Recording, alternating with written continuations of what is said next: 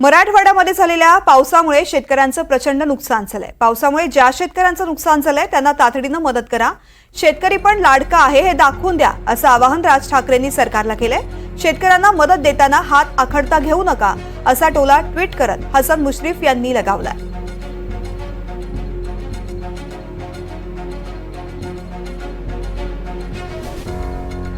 माफ करा, असा टोला राज ठाकरे यांनी लगावलेला आहे। मराठवाड्यात झालेल्या पावसामुळे शेतकऱ्यांचं प्रचंड नुकसान झालं आणि या संदर्भातली टीका करताना आणि सरकारला मदतीचं आवाहन करताना राज ठाकरे यांनी टोलाही लगावला। राज ठाकरेंनी आपल्या ट्विटमध्ये नेमकं काय म्हटलंय आपण जाणून घेऊयात। काही दिवसांमध्ये मराठवाड्यामध्ये पावसामुळे अनेक जिल्ह्यांमध्ये शेतीचं अमाप नुकसान झालं।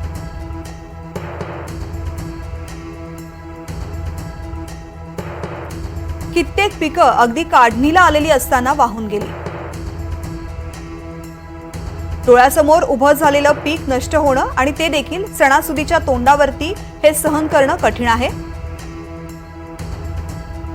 राज्य सरकारने तातडीने या नुकसानीचे पंचनामे करून लवकर नुकसान भरपाईची रक्कम देता येईल।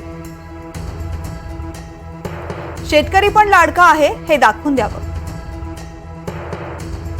सरकारने मदतीचा हात आखडता अजिबात घेऊ नये। सणासुदीच्या सुट्ट्या असल्या तरी हा कठीण प्रसंग आहे हे लक्षात घ्यावं। प्रशासनाला कामाला लावून नुकसान भरपाई गणपतीच्या सणाच्या काळात मिळेल हे पाहावं।